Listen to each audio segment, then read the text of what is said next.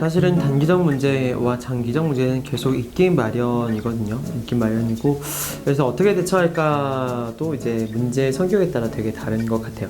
단기적 문제라 하면 지금 반드시 해결해야 하는 문제이기 때문에 이 문제 해결책은 긴급하게 찾을 필요가 있는 것 같아요. 저도 사실 그 문제가 많거든요. 그리고 뭐 리더십에 대한 문제도 있고, 동기부여에 대한 문제, 비즈니스 모델 문제 이런 건 많이 있긴 한데, 이런 문제가 있을 때 이 문제를 문제인 채로 방치하지 않는 것 같아요.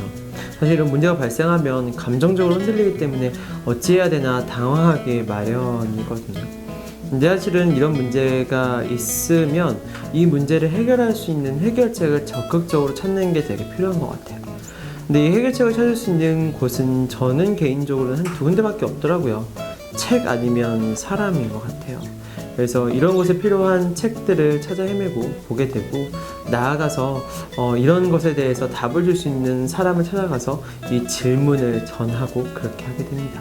그래서 이 책과 사람들을 만났을 때 이 문제들을, 단기적인 문제들을 해결할 수 있는 큰 방법들이 될 수 있는 것 같아요.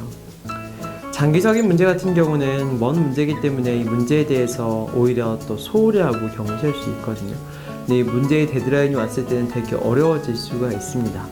장기적인 문제라서 이게 마음에 안 와닿고 현실적으로 안 와닿는 부분들이 분명히 있기 때문에 이 장기적인 문제에 대해서는 계속 상상하는 게 되게 중요한 것 같아요. 계속 상상해서 이 문제를 내 피부에 와닿게 자기 자신이 형성하고, 이를 통해 현실적으로 생각을 하다 보면 이 문제가 자신의 문제가 되는 거죠. 그래서 그때부터는 이를 위해서 내가 행동을 해야겠다라는 생각을 하고 나아갈 수 있게 됩니다. 실제로 장기적인 문제 같은 경우는 이렇게 현실적인 문제로까지 다가오게 되면 그때부터는 나의 작은 생활 습관을 생각하기 시작해요. 작은 생활 습관을 생각하고, 그리고 이 생활 습관들 속에서 이 장기적인 문제를 해결하기 위한 작은 습관을 만들자, 이렇게 갈 수 있게 됩니다.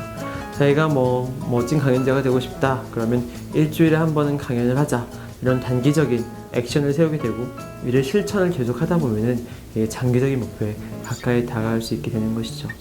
1억을 모으는 게 꿈이면은 하루에 뭐 10,000원씩이라도 저축을 한다, 이것만으로도 장기적인 문제에 가까이 갈 수 있습니다.